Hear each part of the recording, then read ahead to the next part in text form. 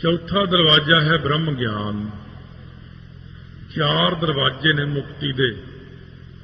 मन्नै भाव है मोख द्वार। ਜਿਹੜਾ ਮੰਨਣ ਕਰਦਾ ਨਾਮ ਦਾ ਉਹ ਮੁਕਤੀ ਦਾ ਦਰਵਾਜ਼ਾ ਪ੍ਰਾਪਤ ਕਰ ਲੈਂਦਾ। ਇਹਨਾਂ ਚਾਰਾਂ ਵਿੱਚੋਂ ਜੇ ਇੱਕ ਦਰਵਾਜ਼ਾ ਵੀ ਮਿਲ ਗਿਆ ਤਾਂ ਬਹੁਤ ਵਧੀਆ। ਕਲਯੁਗ ਦੇ ਵਿੱਚ ਨਾ ਤਾਂ ਵਾਸ਼ਨਾ ਰੁਕ ਸਕਦੀਆਂ ਨੇ, ਨਾ ਹੀ ਸੰਤੋਖ ਆਉਂਦਾ ਮਨ ਨੂੰ, ਨਾ ਹੀ ਬ੍ਰਹਮ ਗਿਆਨ ਹੋ ਸਕਦਾ। ਕਲਯੁਗ ਦੇ ਵਿੱਚ ਇੱਕੋ ਹੀ ਚੀਜ਼ ਵੱਡੀ ਹੈ ਜਿਹੜੀ ਆਪਾਂ ਸੌਖੀ ਪ੍ਰਾਪਤ ਕਰ ਸਕਦੇ ਹਾਂ। ਧਨ ਧਨ ਸਤ ਸੰਗਤ ਜਿਤ ਹਰ ਰਸ ਪਾਇਆ, ਮਿਲ ਜਨ ਨਾਨਕ ਨਾਮ ਪ੍ਰਗਾਸ। ਇਸ ਕਰਕੇ ਮਹਾਰਾਜ ਕਹਿੰਦੇ ਨੇ ਮੰਨੈ ਪਾਵ ਹੈ ਮੋਖ ਦੁਆਰ। ਮੁਕਤੀ ਦਾ ਦਰਵਾਜ਼ਾ ਜਿਹੜਾ ਹੈ ਗਿਆਨ, ਬ੍ਰਹਮ ਗਿਆਨ, ਇਹਨੂੰ ਪ੍ਰਾਪਤ ਕਰ ਲੈਂਦੇ ਗੁਰਮੁਖ ਪਿਆਰੇ। ਇਸ ਪ੍ਰਕਾਰ ਪਾਉਂਦੇ ਹਨ ਕਲਿਆਣ। ਮੰਨੈ ਪਰਿਵਾਰੈ ਸਾਧਾਰ। ਇੱਕ ਪ੍ਰਤੱਖ ਪਰਿਵਾਰ ਹੈ ਆਪਣਾ, ਇੱਕ ਇੰਦਰੀਆਂ ਦਾ ਪਰਿਵਾਰ ਹੈ, ਇੱਕ ਅੰਦਰ ਮਨ ਦਾ ਪਰਿਵਾਰ ਹੈ। ਇਹ ਤਿੰਨ ਪਰਿਵਾਰ ਨੇ ਜਿਨ੍ਹਾਂ ਦੇ ਰਾਹੀਂ ਆਪਾਂ ਨੇ ਕਲਿਆਣ ਪਾਉਣਾ। ਇੱਕ ਤਾਂ ਹੈ ਕਿ ਗੁਰਮੁਖ ਆਪਣੇ ਪਰਿਵਾਰ ਨੂੰ ਹੀ ਸੁਧਾਰ ਲੈਂਦੇ, ਜਿਵੇਂ ਭਗਤ ਕਬੀਰ ਜੀ ਨੇ ਕਮਾਲਾ ਕਮਾਲੀ ਲੋਈ ਸਣੇ ਸਾਰਾ ਪਰਿਵਾਰ ਤਾਂ। ਇਸੇ ਪ੍ਰਕਾਰ ਬੜਿਆਂ ਗੁਰਸਿੱਖਾਂ ਨੇ ਆਪਣੇ ਗ੍ਰਸਤੀ ਜੀਵਨ ਵਿੱਚ ਪਰਿਵਾਰ ਦੀ ਕਲਿਆਣ ਕੀਤੀ ਤੇ ਪਰਿਵਾਰ ਦਾ ਕਲਿਆਣ ਕਰਨਾ ਵੀ ਚਾਹੀਦਾ। ਪਰਿਵਾਰ ਦੇ ਮੁਖੀ ਦੇ ਸਿਰ ਤੇ ਇੱਕ ਸਾਰੀ ਗੱਲ ਖੜੀ। ਜੇ ਮੁਖੀ ਬੰਦਾ ਅੰਮ੍ਰਿਤ ਛਕਦਾ, ਬਾਣੀ ਪੜ੍ਹਦਾ, ਫਿਰ ਉਹ ਕਲਿਆਣ ਦਾ ਹੱਕਦਾਰ ਹੋ ਜਾਂਦਾ। ਪਰ ਨਾਲ ਪਰਿਵਾਰ ਨੂੰ ਵੀ ਨਾਲ ਲਾਉਣਾ ਕੋਸ਼ਿਸ਼ ਕਰੋ। ਅੱਗੇ ਤਾਂ ਉਹਨਾਂ ਦੇ ਕਰਮ ਹੁੰਦੇ ਨੇ, ਬੱਚਿਆਂ ਦੇ, ਰਿਸ਼ਤੇਦਾਰਾਂ ਦੇ। ਥੋੜਾ ਥੋੜਾ ਕਰਕੇ ਪ੍ਰੇਰਣਾ ਦਿੰਦੇ ਜਾਓ ਅੰਮ੍ਰਿਤ ਛਕਣ ਦੀ, ਬਾਣੀ ਪੜ੍ਹਨ ਦੀ। ਫਿਰ ਇਸੇ ਪ੍ਰਕਾਰ ਹੌਲੀ ਹੌਲੀ, ਜਿਵੇਂ ਕਹਿੰਦੇ ਨੇ, ਜੇ ਇੱਕ ਗੁਰਸਿੱਖ ਬੱਚਾ ਘਰ 'ਚ ਹੋਵੇ, ਜਿਵੇਂ ਭਾਈ ਆਕੁਲ ਦੀ ਪੁੱਤਰੀ ਸੀ, ਮੇਰੀ ਸਾਖੀ ਹਫ਼ਤਾ ਕੁ ਪਹਿਲਾਂ ਆਈ, 10 ਦਿਨ ਪਹਿਲਾਂ।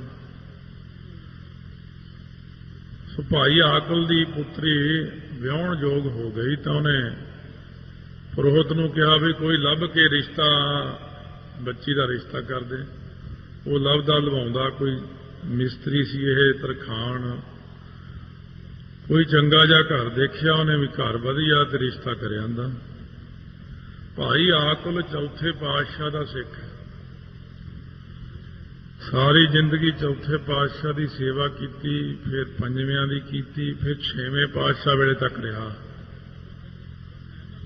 ਭਾਈ ਆਕਲ ਦੀ ਪੁੱਤਰੀ ਦਾ ਜੋ ਰਿਸ਼ਤਾ ਹੋ ਗਿਆ, ਪੁਰੋਹਿਤ ਨੂੰ ਕਹਿੰਦਾ ਵੀ ਉਹ ਗੁਰਸਿੱਖ ਹੈ ਕਿ ਨਹੀਂ ਜਿੱਥੇ ਰਿਸ਼ਤਾ ਕੀਤਾ। ਪੁਰੋਹਿਤ ਕਹਿੰਦਾ ਇਹ ਤਾਂ ਨਹੀਂ ਮੈਂ ਦੇਖਿਆ, ਮੈਂ ਤਾਂ ਇਹ ਦੇਖਿਆ ਵੀ ਖਾਂਦਾ ਪੀਂਦਾ ਘਰ ਹੈ, ਚੰਗੇ ਮਾਲਦਾਰ ਸਾਮੀ ਹੈ, ਲੜਕੀ ਸੁਖ ਪਾਵੇਗੀ। ਕਹਿੰਦੇ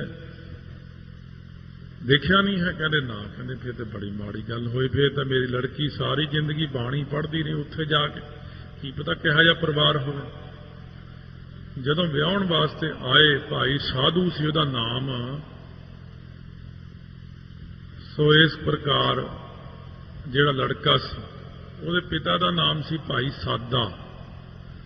ਭਾਈ ਸਾਦਾ ਆਪਣੇ ਪੁੱਤਰ ਨੂੰ ਵਿਆਹਣ ਆਇਆ ਜਦੋਂ। ਇਹ ਪਿੰਡ ਦਾ ਨਾਮ ਹੈ ਵੱਡੇ ਘਰ।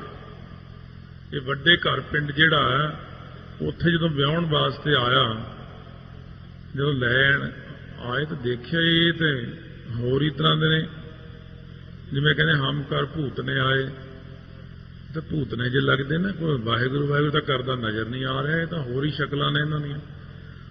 ਹੌਲੀ ਹੌਲੀ ਗੱਲ ਕੱਢਦਿਆਂ ਕੱਢਦਿਆਂ ਗੱਲ ਨਿਕਲਿਆ ਵੀ ਇਹ ਤਾਂ ਕਬਰ ਨੂੰ ਮੰਨਣ ਵਾਲੇ ਨੇ, ਸੁਲਤਾਨੀਏ ਪੀਰ ਨੂੰ ਮੰਨਦੇ ਨੇ। ਭਾਈ ਆਕਲ ਨੇ ਤਾਂ ਬੜਾ ਦੁੱਖ ਮਨਾਇਆ। ਹੇ ਗੁਰੂ ਰਾਮਦਾਸ, ਹੇ ਗੁਰੂ ਅਰਜਨ ਦੇਵ ਜੀ ਮਹਾਰਾਜ, ਹੇ ਗੁਰੂ ਹਰਗੋਬਿੰਦ ਸਾਹਿਬ ਮਹਾਰਾਜ, ਇਹ ਕੀ ਵਰਤ ਗਿਆ ਸਾਡੇ ਨਾਲ। ਬੜਾ ਮਨ ਨੂੰ ਦੁੱਖ ਹੋਇਆ। ਪਰ ਨਹੀਂ, ਗੁਰਸਿੱਖ ਤੇਰੇ ਕਰਮ ਚੰਗੇ ਨੇ। ਜਦੋਂ ਚੱਲੇ ਇੱਥੋਂ ਬੀਬੀ ਵੀ ਵਿਚਾਰੀ ਰੋਂਦੀ ਜਾਵੇ, ਹੁਣ ਡੋਲੇ 'ਚ ਬੈਠੀ ਰੋਂਦੀ ਜਾਂਦੀ, ਕਹਾਰ ਚੁੱਕੀ ਜਾਂਦੇ ਨੇ। ਗਰਮੀਆਂ ਦੇ ਦਿਨ ਸੀ, ਰਾਤ ਨੂੰ ਚੱਲੇ, ਥੋੜਾ ਰਾਹ 'ਚ ਵਿਸ਼ਰਾਮ ਕੀਤਾ, ਫਿਰ ਸਵੇਰੇ ਸਵੇਰੇ ਚੱਲੇ। ਉਹਨਾਂ ਦਿਨਾਂ 'ਚ ਮਹਾਰਾਜ ਸੱਚੇ ਪਾਤਸ਼ਾਹ ਪਾਵਨ ਪਵਿੱਤਰ ਸਥਾਨ ਭਾਈ ਕੀ ਡੋਲੀ ਠਹਿਰੇ ਹੋਏ, ਆਸਾ ਦੀ ਵਾਰ ਦਾ ਕੀਰਤਨ ਲੱਗਿਆ, ਸੰਗਤ ਸਜੀ ਹੋਈ ਹੈ। ਇਹ ਬਾਰ-ਬਾਰ ਪਿੰਡ ਤੋਂ ਜਾ ਰਹੇ ਨੇ ਲੈ ਕੇ, ਤਾਂ ਕੀਰਤਨ ਦੀ ਆਵਾਜ਼ ਕੰਨਾਂ 'ਚ ਪਈ। ਭਾਈ ਸਾਧੂ ਅੱਗੇ ਅੱਗੇ ਘੋੜੀ ਤੇ ਆ, ਉਹਦਾ ਪਿਤਾ ਬਰਾਤ ਸਮੇਤ ਹੋਰ ਅੱਗੇ ਜਾ ਰਿਹਾ ਕਾਫੀ। ਭਾਈ ਆਕੁਲ ਦੀ ਪੁੱਤਰੀ ਨੇ ਕਹਾਰਾਂ ਨੂੰ ਥੋੜਾ ਜਿਹਾ ਸੋਨਾ ਦੇਤਾ। ਇਹ ਭਰਾਵੋ, ਤੁਹਾਨੂੰ ਪਤਾ ਕਿ ਮੈਂ ਗੁਰਸਿੱਖ ਦੀ ਪੁੱਤਰੀ ਹਾਂ, ਗਲਤ ਥਾਂ ਵਿਆਹੀ ਗਈ, ਥੋੜਾ ਇੰਨੀ ਕਿਰਪਾ ਤਾਂ ਕਰ ਦਿਓ, ਸਾਡੇ ਸਤਿਗੁਰੂ ਇੱਥੇ ਆਏ ਹੋਏ ਨੇ। ਜਦੋਂ ਲੈ ਕੇ ਗਏ, ਦੂਰੋਂ ਹੀ ਉਤਰ ਗਈ, ਆ ਮੱਥਾ ਟੇਕ ਕੇ ਮਹਾਰਾਜ ਦੇ ਸਾਹਮਣੇ ਬੈਠੀ। ਮਹਾਰਾਜ ਦੇਖ ਕੇ ਕਹਿੰਦੇ, ਬੀਬਾ ਤੇਰੇ ਤੇ ਵਿਆਹ ਵਾਲੇ ਕੱਪੜੇ ਪਾਏ ਨੇ, ਕਿੱਧਰੋਂ ਆ ਰਹੇ ਹੋ? ਕਹਿੰਦੇ ਮਹਾਰਾਜ ਦੇ ਚਰਨਾਂ ਤੇ ਦੇਖ ਕੇ ਬੇਨਤੀ ਕੀਤੀ, ਮਹਾਰਾਜ ਮੈਂ ਭਾਈ ਆਕੁਲ ਦੀ ਪੁੱਤਰੀ, ਚੌਥੇ ਪਾਤਸ਼ਾਹ ਸੇਵਾ ਕੀਤੀ, ਪੰਜਵਿਆਂ ਦੀ ਕੀਤੀ, ਸਾਰੀਆਂ ਮੰਗਾਂ ਮੰਗੀਆਂ, ਮਿਲੀਆਂ, ਅੱਜ ਤੁਹਾਡੇ ਚਰਨਾਂ 'ਚ ਹਾਜ਼ਰ ਹੋਈਆਂ। ਮੈਨੂੰ ਸੁਲਤਾਨੀਏ ਪੀਰ ਨੂੰ ਮੰਨਣ ਵਾਲੇ ਦੇ ਨਾਲ ਵਿਆਹ ਦਿੱਤਾ, ਹੁਣ ਦੱਸੋ ਮੈਂ ਕੀ ਕਰਾਂ? ਮਹਾਰਾਜ ਉਹਨਾਂ ਨੂੰ ਸਿੱਖੀ ਬਖਸ਼ੋ। ਮਹਾਰਾਜ ਦਿਆਲੂ ਨੇ। ਸੱਚੇ ਪਾਤਸ਼ਾਹ ਕਹਿੰਦੇ ਸਿੱਖੀ ਤਾਂ ਤੇਰੇ ਪੋਤਰਿਆਂ ਪੜਪੋਤਰਿਆਂ ਕੋਲ ਹੋਵੇਗੀ, ਤੁਹਾਡੇ ਤਾਂ ਗਾਹਾਂ ਵੀ ਜਿਹੜੇ ਹੋਣਗੇ ਉਹ ਵੀ ਸਾਡੀ ਸੇਵਾ ਕਰਨਗੇ ਆ ਕੇ। ਇਸ ਕਰਕੇ ਤੁਹਾਡੇ ਕੋਲ ਵਿੱਚ ਤਾਂ ਬੜੀ ਸਿੱਖੀ ਹੋਵੇਗੀ, ਤੇਰੇ ਪਤੀ ਕੋਲ ਵੀ ਸਿੱਖੀ ਹੋਵੇਗੀ। ਇਹਨੇ ਨੂੰ ਸਾਧੂ ਵੀ ਭਾਲਦਾ, ਉੱਥੇ ਆ ਗਿਆ ਉਹਦਾ ਪਤੀ। ਪਹਿਲਾਂ ਤਾਂ ਆਕੜ ਕੇ ਜੇ ਤੁਰੇ ਵੀ ਮੈਂ ਨਹੀਂ ਮੱਥਾ ਟੇਕਣਾ, ਮੈਂ ਤਾਂ ਪੀਰ ਨੂੰ ਮੰਨਦਾ। ਜਦੋਂ ਹੁਣ ਮਹਾਰਾਜ ਦੇ ਸਾਹਮਣੇ ਆਇਆ, ਐਸੀ ਕਿਰਪਾ ਦ੍ਰਿਸ਼ਟੀ ਹੋਈ, ਮਹਾਰਾਜ ਦੇ ਚਰਨਾਂ ਤੇ ਮੱਥਾ ਰੱਖ ਕੇ ਰੋਣ ਲੱਗ ਪਿਆ। ਸਤਿਗੁਰੂ ਨੇ ਸਿੱਖੀ ਦੀ ਦਾਤ ਦਿੱਤੀ, ਇਹਦੇ ਪਿਤਾ ਨੂੰ ਦਿੱਤੀ। ਮਹਾਰਾਜ ਕਹਿੰਦੇ ਤੇਰੀ ਕੁਲ ਵਿੱਚ ਇੱਕ ਸਾਡਾ ਗੁਰਸਿੱਖ ਜਨਮ ਲਵੇਗਾ, ਫਿਰ ਸਾਰੀ ਕੁਲ ਨੂੰ ਹੀ ਸੁਧਾਰ ਦੇਗਾ। ਉਹ ਭਾਈ ਰੂਪਾ ਜਿਹਨੇ ਜਨਮ ਲਿਆ ਉਸ ਕੁਲ ਦੇ ਵਿੱਚ, ਉਹ ਭਾਈ ਰੂਪਾ ਤੇ ਸਾਧੂ ਦੀ ਸਾਖੀ ਬੜੀ ਵਾਰ ਸੁਣੀ, ਜਿਨ੍ਹਾਂ ਨੇ ਛੇਵੇਂ ਪਾਤਸ਼ਾਹ ਨੂੰ ਜੰਗਲ ਵਿੱਚ ਪਾਣੀ ਪਿਆਇਆ ਸੀ, ਜਿਨ੍ਹਾਂ ਦਾ ਪਾਣੀ ਬਹੁਤ ਠੰਡਾ ਹੋ ਗਿਆ ਸੀ। ਤੇ ਇਸ ਪ੍ਰਕਾਰ ਇੱਕ ਪੁੱਤਰੀ ਗੁਰਸਿੱਖ ਦੀ ਆਪਣੇ ਸਹੁਰੇ ਘਰ ਨੂੰ, ਆਪਣੇ ਪੇਕੇ ਘਰ ਨੂੰ ਸੁਧਾਰ ਲੈਂਦੀ ਹੈ। 7 ਨਾਨਕਿਆਂ ਦੀਆਂ, 7 ਸਹੁਰਿਆਂ ਦੀਆਂ, 7 ਦਾਦਕਿਆਂ ਦੀਆਂ, 21 ਕੁਲਾਂ ਨੂੰ ਇੱਕ ਗੁਰਸਿੱਖ ਸਵਾਰ ਲੈਂਦਾ। ਮੰਨੈ ਪਰਿਵਾਰੈ ਸਾਧਾਰ, ਇਉਂ ਆਪਣੇ ਪਰਿਵਾਰ ਦਾ ਕਲਿਆਣ ਕਰਦੇ। ਫਿਰ ਜਿਹੜਾ ਆਪਣਾ ਪਰਿਵਾਰ ਆ, ਆਪਣੀਆਂ ਇੰਦਰੀਆਂ ਨੇ, ਇੰਦਰੀਆਂ ਨੂੰ ਵੀ ਸੁਧਾਰ ਲੈਂਦੇ ਨੇ। ਰੋਜ਼ ਆਨੰਦ ਸਾਹਿਬ ਦਾ ਪਾਠ ਕਰਦੇ ਨੇ। ਇਹ ਨੇਤਰੋ ਮੇਰਿਓ ਹਰ ਤੁਮ ਮੈਂ ਜੋਤ ਧਰੀ, ਹਰ ਬਿਨ ਅਵਰ ਨਾ ਦੇਖੋ ਕੋਈ, ਹਰ ਬਿਨ ਅਵਰ ਨਾ ਦੇਖੋ ਕੋਈ, ਨਦਰੀ ਹਰ ਨਿਹਾਲਿਆ। ਇਹੋ ਵਿਸ ਸੰਸਾਰ ਤੁਮ ਦੇਖਦੇ, ਇਹੋ ਹਰ ਕਾ ਰੂਪ ਹੈ, ਹਰ ਰੂਪ ਨਦਰੀ ਆਇਆ। ਗੁਰ ਪ੍ਰਸਾਦੀ ਬੁੱਝਿਆ ਜਾਂ ਵੇਖਾਂ, ਹਰ ਇੱਕ ਹੈ, ਹਰ ਬਿਨ ਅਵਰ ਨਾ ਕੋਈ। ਹੈ ਨਾਨਕੇ ਨੇਤਰ ਅੰਧ ਸੇ, ਸਤਿਗੁਰ ਮਿਲਿਆ ਦਿਵ ਦ੍ਰਿਸ਼ਟ ਹੋਈ। ਇਸ ਰਵਣੋ ਮੇਰਿਓ ਸਾਚਾ ਸੁਣਨਾ ਨੂੰ ਬਿਠਾਏ। ਇਹ ਨੇਤਰੋ ਮੇਰਿਓ, ਇਹ ਰਸਨਾ ਤੂੰ ਅਨਰਸ ਰਾਜ ਰਹੀ। ਸਾਰੀਆਂ ਇੰਦਰੀਆਂ ਨੂੰ ਉਪਦੇਸ਼ ਦੇਤਾ ਮਹਾਰਾਜ ਨੇ ਕਿ ਸਾਰੀਆਂ ਇੰਦਰੀਆਂ ਜਿਹੜੀਆਂ ਨੇ ਉਹ ਉਪਦੇਸ਼ ਵਿੱਚ ਲੱਗ ਕੇ ਇੰਦਰੀਆਂ ਰੂਪੀ ਪਰਿਵਾਰ ਨੂੰ ਸੁਧਾਰ ਲੈਣਾ। ਗੁਰਸਿੱਖ ਆਪਣੀਆਂ ਇੰਦਰੀਆਂ ਨੂੰ ਸੁੱਧ ਕਰ ਲੈਂਦੇ ਨੇ ਸਤਿਗੁਰੂ ਦੇ ਹੁਕਮ ਅਨੁਸਾਰ। ਇਹ ਹੁਣ ਜਿਤ ਲਾਈਆਂ ਤਿਤ ਲੱਗਦੀਆਂ ਨੇ, ਖਿੰਜੋ ਤਾੜਾ।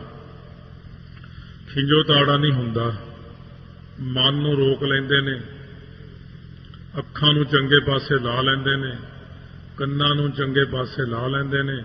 ਵੇਖਣ ਸੁਣਨ ਸੁਣਾਵਨੋ ਮਨ ਮਹਿ ਦ੍ਰਿੜੀਐ ਸਾਚ, ਐਸੀ ਅਵਸਥਾ ਬਣ ਜਾਂਦੀ ਹੈ। ਅੰਤਰ ਗੁਰ ਆਰਾਧਣਾ, ਜਿਹਵਾ ਜਪ ਗੁਰ ਨਾਉ, ਨੇਤਰੀ ਸਤਿਗੁਰ ਪੇਖਣਾ, ਸਰਵਣੀ ਸੁਨਣਾ ਗੁਰ ਨਾਉ। ਸਤਿਗੁਰ ਸੇ ਤੀ ਰਤਿਆ, दरगाह पाई ऐठा। ऐसी व्यवस्था बना लेंदे ने कि अपनी इंद्रियां रूपी परिवार नूं सुधार लेंदे ने। इंद्रियां दा साधना बहुत जरूरी है। इस प्रकार अपनी इंद्रियां ते काबू पा लेंदे ने। ये सारी तां किरपा हुंदी क्योंकि साडे सतगुरु ने अपनी इंद्रियां ते काबू पाया होया ते अगे गुरसिख नूं भी यही कहने इंद्रियां ते काबू पा। ਜਿਹੜੇ ਅੱਜ ਕੱਲ ਦੇ ਗੁਰੂ ਨੇ ਉਹ ਕਹਿੰਦੇ ਜੋ ਮਰਜ਼ੀ ਖਾਓ ਮੌਜਾਂ ਕਰੋ, ਕਿਉਂਕਿ ਉਹ ਗੁਰੂ ਵੀ ਹੈ ਜਾਂ ਚੇਲੇ ਵੀ ਉਹੋ ਜਿਹੇ ਨੇ। ਪਰ ਸਾਡੇ ਸਤਿਗੁਰੂ ਤਾਂ ਆਪ ਆਪਣੇ ਪਰਿਵਾਰ ਨੂੰ ਇੰਦਰੀਆਂ ਨੂੰ ਖਿੱਚ ਕੇ ਰੱਖਦੇ ਨੇ, ਆਪਣੇ ਕਾਬੂ 'ਚ ਰੱਖਦੇ ਨੇ ਤੇ ਗੁਰਸਿੱਖ ਨੂੰ ਕਹਿੰਦੇ ਕਿ ਇਹਨਾਂ ਨੂੰ ਕਾਬੂ 'ਚ ਰੱਖਿਆ ਕਰ।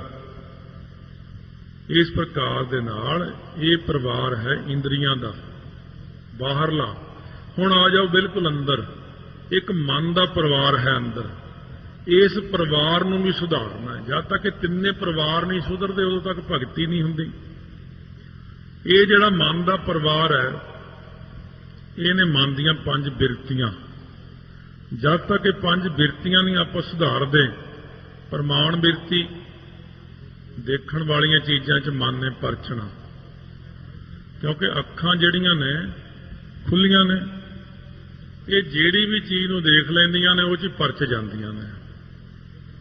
इस करके अखां ज़्यादातर ਜਾਂ ਤਾਂ ਬੰਦ ਹੀ ਰੱਖੋ ਵੱਧ ਪਚਦੀਆਂ, ਜਾਂ ਮਹਾਰਾਜ ਦੇ ਸਰੂਪ ਤੇ ਧਿਆਨ ਕਰੋ, ਬਹੁਤਾ ਖੱਬੇ ਸੱਜੇ ਨਾ ਦੇਖੋ।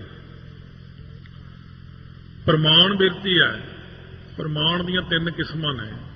ਜਾਂ ਫਿਰ ਕੋਈ ਬਾਹਰ ਖੜਕਾ ਆ ਗਿਆ ਵੀ ਉਹ ਬਾਹਰ ਪੱਥਰ ਕੱਟਣ ਵਾਲੀ ਮਸ਼ੀਨ ਚੱਲਦੀ ਹੈ, ਖੜਕੇ 'ਚ ਧਿਆਨ ਚ ਲੈ ਗਿਆ।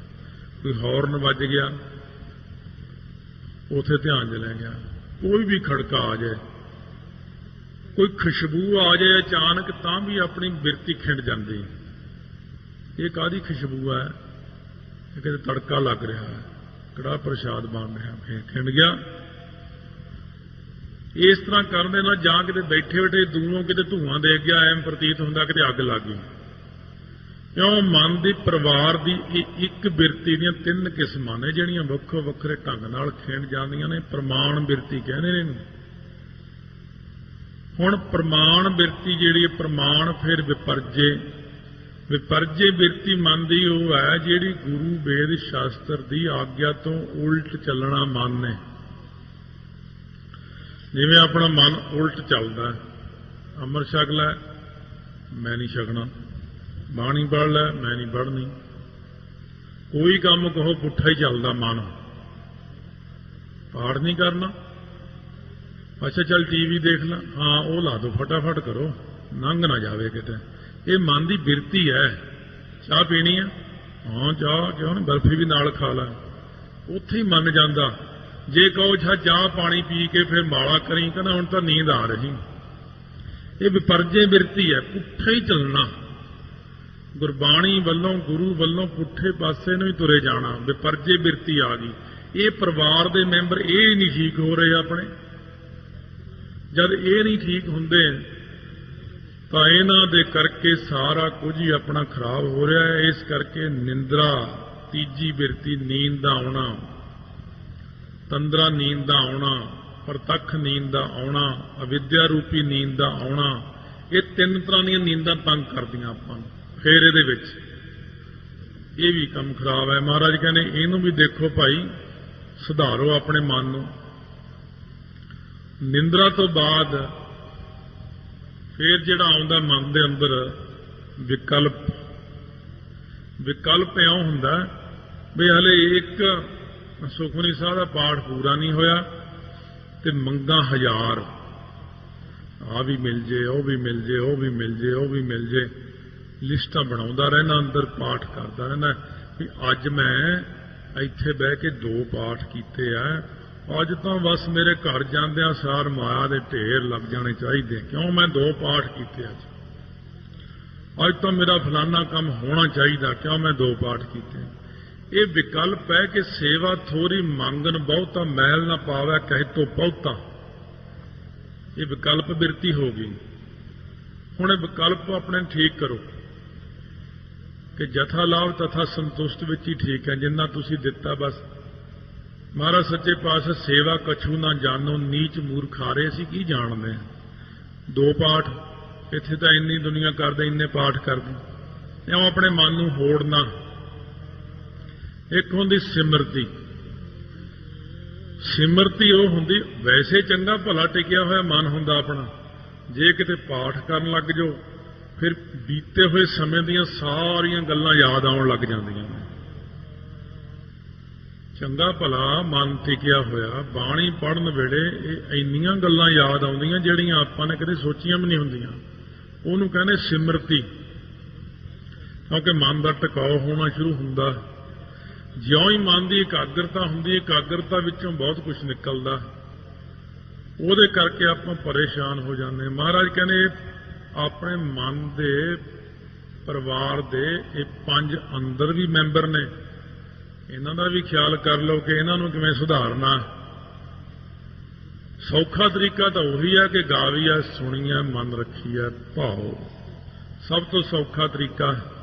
एक तो गुरसिख अपने प्रतੱਖ परिवार नूं सुधारदा है, अपनियां कुलां नूं सुधारदा है, ते एक वो अपने शरीर नूं सुधारदा है, एक अंदरले परिवार नूं सुधारदा है। सत संतोख दया धर्म विचार शुभ गुणां नूं सुधारदा अंदर ते अवगुणां नूं बाहर कढदा। इस तरह गुरसिख आप शुद्ध हुंदा, दूजिआं नूं शुद्ध करदा। मन्नै तरੈ तारे गुर सिख, पहला तो गुर नूं लाओ, क्यों जिहड़े सतगुरु जी ने ये आप पहला बाणी दा मनन करते ने, आप पहला तरदे ने। सो इस करके भारी करी तपस्या वड्डे भाग हर स्यों बण आई। भाई गुरदास जी गुरु नानक देव जी बारे लिखते हैं। गुरु नानक देव जी ने पहला आप तपस्या की, फिर 10वें पातशाह कहते हैं ये विद करत तपस्या भयो दवै ते एक रूप होए गयो। सतगुरु ने पहला आप खुद सुनना किया, उसका मनन किया, उसकी कमाई की, फिर आप तरके जब द्वै ते एक रूप होए गए की अवस्था चले गए तो आपां नूं तारन वास्ते अवतार धारिया। पहला तो गुरु साहब जी आप तरदे ने मनन करके। वैसे वास्तव विच तां सारा उन्हां दा दिखावा ही है, वो तो तरे ही हुए ने, उन्होंने कुछ लोड़ नहीं, पर सानू करके दिखाउंदे ने। इस करके फिर जिहड़े गुरसिख ने मन्ना तरੈ तारे गुरसिख, फिर गुरसिख आप मनन करते ने। गुरु की सिक्ख्या नूं सुन के गुरा एक देह बुझाई, सबना जीआं का एक दाता सो मैं विसर न जाई। गुरसिख आप तरदा ते दूसरे गुरसिख नूं गुरु की सिक्ख्या सुणाउंदा है, उहनूं सुणा के फिर वो तारे। तरੈ तां आप कल्ला तरदा, फिर तारे परिवार नूं ते सणे संगत नूं ते सणे सारिआं नूं ही तार लैंदा। एक जाना बहुत हुंदा, सारिआं नूं तारन लई गुरसिख कहंदे महाराज की किरपा नाल गुरमुख कोट उधार दा भाई दे नाम है एक खणी। ये भाई विधि चंद जी मझां वगैरह पहला चोरी कर दिंदे, फिर भाई अदली की प्राप्ति हुई, मिले अदली भाई, उन्होंने शिक्षा दी। उन्होंने भाई विधि चंद नूं 5वें पातशाह कोल लिआंदा, तारिया। सो जदों गुजरात दे देवनगर विचों संगत आई कि महाराज तुसीं उत्थे चलो, कार भेटा भी नाल लैके आओ, नाल चरण पाओ। महाराज कहने हुण काम है, असीं अपने थां भाई विधि चंद नूं भेजदे। भाई विधि चंद जी उत्थे गए, ब्रह्म ज्ञान दे संयुक्त, उत्थे एक सुक्या हुआ दरख्त सी, बाग च ओहदे थल्ले बैठ गए। बाग हरा भरा हो गया, लोग मनण लग पे। इन्हां नूं उत्थे जिहड़ा सुंदर शाह फकीर सी, उहनूं थोड़ा जिहा औखियाई हुई कि ये तो लोग उधर जाण लग पे, मेरी मनता घट गई। उन्हें भाई विधि चंद नूं ये दिखाउण वास्ते कि मेरे अंदर बड़ी अथाह शक्ति है, शेर की सवारी करदा होया पहुंच गया। शेर दे उत्ते बैठा, ਗਊਆਂ ਚਾਰਦਾ। ਭਾਈ ਬਿਧੀ ਚੰਦ ਦੇ ਜਦੋਂ ਕੋਲ ਆਇਆ ਉਹਨੇ ਸੋਚਿਆ ਭਾਈ ਬਿਧੀ ਚੰਦ ਡਰ ਕੇ ਜਾਂ ਤਾਂ ਦੌੜ ਜਾਏਗਾ ਤੇ ਜਾਂ ਮੇਰੀ ਈਨ ਮੰਨ ਲਏਗਾ। ਉਲਟ ਕੰਮ ਹੋਇਆ। ਜਦੋਂ ਆ ਕੇ ਸ਼ੇਰ ਨੇ ਭਾਈ ਬਿਧੀ ਚੰਦ ਦੇ ਚਰਨ ਚੱਟਣੇ ਸ਼ੁਰੂ ਕਰ ਦਿੱਤੇ ਤਾਂ ਸ਼ੇਰ ਪੱਥਰ ਬਣ ਗਿਆ। ਉੱਥੇ ਸੁੰਦਰ ਸਾਹ ਫਕੀਰ ਖੜਾ ਹੋ ਕੇ ਤੇ ਚਰਨਾਂ ਦੇ ਲੰਮਾ ਪੈ ਗਿਆ। ਸ਼ੇਰ ਦੇ ਕਹਿੰਦਾ ਮਹਾਰਾਜ ਸ਼ੇਰ ਦੀ ਕਲਿਆਣ ਕਰੋ। ਭਾਈ ਬਿਧੀ ਚੰਦ ਨੇ ਜਲ ਲੈ ਕੇ ਸ਼ੇਰ ਦੇ ਉੱਪਰ ਛਿੱਟਾ ਮਾਰਿਆ, ਵਾਹਿਗੁਰੂ ਕਹਿ ਕੇ ਸ਼ੇਰ ਦੀ ਜੂਨੀ ਛੁੱਟ ਗਈ, ਉਹਦੇ ਵਿੱਚੋਂ ਪ੍ਰਕਾਸ਼ ਨਿਕਲਿਆ। ਕਹਿੰਦੇ ਕੌਣ ਹੈ ਤੂੰ? ਕਹਿੰਦੇ ਮੈਂ ਬੜਾ ਪੁਰਾਣੇ ਸਮੇਂ ਦੇ ਵਿੱਚ ਸਵਰਗਾਂ ਦੇ ਵਿੱਚ ਬ੍ਰਹਸਪਤੀ ਦੀ ਬੇਅਦਬੀ ਕਰਤੀ, ਉਹ ਆਇਆ ਤੇ ਮੈਂ ਉੱਠ ਕੇ ਖੜਾ ਨਾ ਹੋਇਆ, ਮੈਂ ਗੰਧਰਵ ਸੀ। ਕਹਿੰਦੇ ਓਏ ਕਿਵੇਂ ਸ਼ੇਰ ਵਾਂਗੂ ਝਾਕਦਾ, ਜਾ ਕੇ ਸ਼ੇਰ ਦੀ ਜੂਨੀ 'ਚ ਪੈ। ਕਹਿੰਦੇ ਫੇਰ ਮੇਰਾ ਦਿਲ ਘਬਰਾ ਗਿਆ ਵੀ ਸ਼ੇਰ ਦੀ ਜੂਨੀ 'ਚ ਹੁਣ ਤੇ ਮਾੜੀ ਗੱਲ ਹੋਈ। ਕਹਿੰਦੇ ਮੈਂ ਉਹਨਾਂ ਨੂੰ ਪੁੱਛਿਆ ਸੀ ਮੈਨੂੰ ਕੌਣ ਤਾਰੇਗਾ ਫਿਰ ਮਹਾਰਾਜ, ਹੁਣ ਮੇਰੀ ਕਲਿਆਣ ਕਿਵੇਂ ਹੋਵੇਗੀ? ਤਾਂ ਬ੍ਰਹਸਪਤੀ ਨੇ ਮੈਨੂੰ ਇਹ ਕਿਹਾ ਸੀ ਜਦੋਂ ਅਕਾਲ ਪੁਰਖ 6ਵੇਂ ਰੂਪ ਵਿੱਚ ਆਉਣਗੇ ਉਹਨਾਂ ਦਾ ਇੱਕ ਸਿੱਖ ਭਾਈ ਬਿਧੀ ਚੰਦ ਆਵੇਗਾ। ਦੇਖ ਲਓ ਲੱਖਾਂ ਬਰਸ ਪਹਿਲਾਂ ਨਾਮ ਦੱਸਦਾ ਉਹਨੇ। ਭਾਈ ਬਿਧੀ ਚੰਦ ਆਵੇਗਾ, ਤੂੰ ਉਹਦੇ ਚਰਨ ਚੱਟਣੇ ਨੇ। ਹੁਣ ਤਾਂ ਤੂੰ ਉੱਠ ਕੇ ਖੜਾ ਨਹੀਂ ਨਾ ਹੋਇਆ, ਚਰਨ ਚੱਟੇਗਾ ਗੁਰਸਿੱਖ ਦੇ ਤਾਂ ਤੇਰਾ ਭਲਾ ਹੋਇਆ। ਸੋ ਭਾਈ ਬਿਧੀ ਚੰਦ ਜੀ ਮੇਰਾ ਹੁਣ ਭਲਾ ਹੋ ਗਿਆ, ਮੈਂ ਮੱਥਾ ਟੇਕਦਾ। ਸੁੰਦਰ ਸ਼ਾਹ ਫਕੀਰ ਕਹਿਣ ਲੱਗਿਆ ਧੰਨ ਹੋ ਮਹਾਰਾਜ, ਤੁਸੀਂ ਗੁਰਸਿੱਖੋ ਧੰਨ ਹੋ, ਆਪ ਤਰਦੇ ਹੋ ਦੂਜਿਆਂ ਨੂੰ ਤਾਰਦੇ ਹੋ। ਸੁੰਦਰ ਸ਼ਾਹ ਫਕੀਰ ਨਾਲ ਬੜੀ ਆਪਸ ਵਿੱਚ ਵਿਚਾਰਾਂ ਹੋਈਆਂ। ਭਾਈ ਸਾਹਿਬ ਨੇ ਉਹਦੀ ਜਿਹੜੀ ਮਾੜੀ ਮੋਟੀ ਹੰਗਤਾ ਸੀ ਦੂਰ ਕਰਤੀ। ਕਹਿਣ ਲੱਗਿਆ ਭਾਈ ਸਾਹਿਬ ਫਿਰ ਅੰਤਮ ਸਮੇਂ, ਕਹਿੰਦੇ ਭਾਈ ਸਾਹਿਬ ਕਹਿੰਦੇ ਅੰਤਮ ਸਮਾਂ ਮੇਰਾ ਤੇ ਤੇਰਾ ਇੱਕੋ ਹੀ ਵਕਤ ਹੈ ਦੋਵਾਂ ਦਾ। ਜਦੋਂ ਮੇਰਾ ਅੰਤਮ ਸਮਾਂ ਆਵੇਗਾ ਮੈਂ ਇੱਥੇ ਆਵਾਂਗਾ ਦਿਓ ਨਗਰ, ਉਦੋਂ ਮੈਂ ਆ ਕੇ ਇੱਥੇ ਸਰੀਰ ਤਿਆਗਾਂਗਾ, ਆਪਾਂ ਇਕੱਠੇ ਸੱਚਖੰਡ ਨੂੰ ਚੱਲਾਂਗੇ। ਇਉਂ ਭਾਈ ਅਦਲੀ ਨੇ ਤਾਰਿਆ ਭਾਈ ਬਿਧੀ ਚੰਦ ਨੂੰ, ਭਾਈ ਬਿਧੀ ਚੰਦ ਨੇ ਤਾਰਿਆ ਅੱਗੇ ਸ਼ੇਰ ਨੂੰ ਤੇ ਲੱਖਾਂ ਗੁਰਸਿੱਖਾਂ ਨੂੰ, ਤੇ ਅੱਗੇ ਸੁੰਦਰ ਸ਼ਾਹ ਵਰਗੇ ਫਕੀਰਾਂ ਨੂੰ ਮੰਨਣਾ। ਜਿਹੜਾ ਗੁਰਸਿੱਖ ਆਪ ਬਾਣੀ ਮੰਨਦਾ, ਮੰਨ ਕੇ ਕਮਾਉਂਦਾ, ਉਹ ਦੂਜਿਆਂ ਨੂੰ ਵੀ ਮੰਨਣ ਲਾਉਂਦਾ, ਦੂਜਿਆਂ ਨੂੰ ਵੀ ਕਹਿੰਦਾ ਤੁਸੀਂ ਵੀ ਜਪੋ, ਤੁਸੀਂ ਵੀ ਇਉਂ ਕਰੋ, ਤਰੈ ਤੇ ਦੂਜਿਆਂ ਨੂੰ ਵੀ ਤਾਰਦਾ। ਗੁਰੂ ਦੀ ਸਿੱਖਿਆ ਹੋਰਨਾਂ ਨੂੰ ਵੀ ਸੁਣਾਉਂਦਾ, ਉਹਨਾਂ ਨੂੰ ਵੀ ਤਾਰਦਾ। 21 ਕੁਲਾਂ ਤਰਦੀਆਂ ਨੇ, ਪਰਿਵਾਰ ਤਰਦੇ ਨੇ। ਕੁੱਲ ਉਧਾਰ ਹੈ ਆਪਣਾ, ਦਰਗ ਹੈ ਪਾਵ ਹੈ ਮਾਣ। ਦਰਗਾਹ ਵਿੱਚ ਵੀ ਮਾਣ ਆਦਰ ਪ੍ਰਾਪਤ ਕਰਦੇ ਨੇ। ਸੋ ਇਸ ਕਰਕੇ ਜਿਨ੍ਹਾਂ ਨੇ ਵੀ ਗੁਰੂ ਦੀ ਸਿੱਖਿਆ ਨੂੰ ਮੰਨਿਆ ਹੈ ਉਹਨਾਂ ਨੇ ਹੀ ਸੰਸਾਰ ਚੋਂ ਕਲਿਆਣ ਪ੍ਰਾਪਤ ਕੀਤੀ। ਮੰਨੈ ਨਾਨਕ ਭਵਹਿ ਨਾ ਭਿੱਖ, ਭਿੱਖ ਹੁੰਦੀ ਭਿੱਖਿਆ ਮੰਗਣੀ, ਭਵਹਿ ਤੁਰੇ ਫਿਰਨਾ। ਗੁਰਸਿੱਖ ਜਿਹੜੇ ਨਾਮ ਜਪਣ ਵਾਲੇ ਨੇ, ਕੋਈ ਵੀ ਦੁਨੀਆ 'ਚ ਨਾਮ ਜਪਦਾ ਉਹ ਥਾਂ ਥਾਂ ਭੀਖ ਨਹੀਂ ਮੰਗਦਾ ਫਿਰਦਾ ਪਹਿਲਾਂ। ਦੂਜੇ ਨੰਬਰ ਤੇ ਥਾਂ ਥਾਂ ਤੇ ਨਹੀਂ ਭਟਕਦਾ ਫਿਰਦਾ, ਉਹ ਕਦੇ ਉੱਥੇ ਚਲਿਆ ਗਿਆ ਉੱਥੇ ਮੱਥਾ ਟੇਕਦਾ, ਕਦੇ ਉੱਥੇ ਮੱਥਾ। ਇੱਕ ਭਿੱਖ ਹੁੰਦਾ ਭੇਖ ਧਾਰਨ ਕਰਨਾ। ਸੋ ਜਿਵੇਂ ਇਸੇ ਪ੍ਰਕਾਰ ਆਪਣੇ ਆਪ ਨੂੰ ਇੱਕ ਬਹੁਤ ਸਾਧੂ ਕਹਾਉਂਦਾ ਸੀਗਾ, ਤਾਂ ਉਹ ਰਾਏਪੁਰ ਦਾ ਸਾਧੂ ਸੀ। ਉਹ ਬਾਬਾ ਅਤਰ ਸਿੰਘ ਜੀ ਮਸਤੂਆਣਾ ਕੋਲ ਆ ਕੇ ਉਹਨੇ ਸੋਚਿਆ ਵੀ ਇਹਨਾਂ ਨੇ ਮਾਇਆ ਦਾ ਤਿਆਗ ਕਿਵੇਂ ਕੀਤਾ ਹੋਣਾ। ਬਾਬਾ ਜੀ ਦੇ ਉੱਪਰ ਇੱਕ ਬੜੀ ਸੋਹਣੀ ਲੋਈ ਸੀ,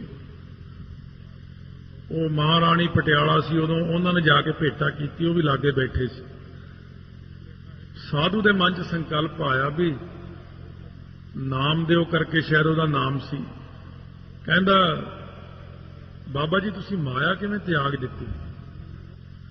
ਬਾਬਾ ਜੀ ਕਹਿੰਦੇ ਕਿਉਂਕਿ ਸਾਧੂ ਨੇ ਮਨ 'ਚ ਸੰਕਲਪ ਕਰ ਲਿਆ ਵੀ ਜਿਹੜੀ ਲੋਈ ਬਾਬਾ ਜੀ ਨੂੰ ਮਿਲੀ ਆ ਨਾ, ਕਿਤੇ ਮੈਨੂੰ ਮਿਲ ਜਾਂਦੀ ਚੰਗਾ ਸੀ। ਬਾਬਾ ਜੀ ਨੇ ਉੱਪਰੋਂ ਲੋਈ ਲਾ ਕੇ ਸਾਧੂ ਨੂੰ ਦੇਤੀ, ਕਹਿੰਦੇ ਇਉਂ ਤਿਆਗ ਦਿੱਤੀ। ਨਹੀਂ ਰੱਖੋ ਰੱਖੋ, ਕਹਿੰਦੇ ਫਿਰ ਸੰਕਲਪ ਕਿਉਂ ਕੀਤਾ ਮਨ 'ਚ? ਕਹਿੰਦੇ ਜਿਵੇਂ ਲੋਈ ਤਿਆਗਤੀ ਉਵੇਂ ਅਸੀਂ ਮਾਇਆ ਤਿਆਗ ਦਿੱਤੀ। ਕਹਿੰਦੇ ਮਹਾਰਾਜ ਫਿਰ ਮੈਨੂੰ ਦੱਸੋ ਮੇਰਾ ਕਲਿਆਣ ਕਿਵੇਂ ਹੋਵੇ, ਮੈਂ ਕਿਹੜਾ ਭੇਖ ਧਾਰਨ ਕਰਾਂ? ਬਾਬਾ ਜੀ ਕਹਿਣ ਲੱਗੇ ਭਾਈ ਭੇਖ ਕੋਈ ਧਾਰਨ ਕਰਨ ਦੀ ਲੋੜ ਨਹੀਂ ਪੈਂਦੀ ਬੰਦੇ ਨੂੰ।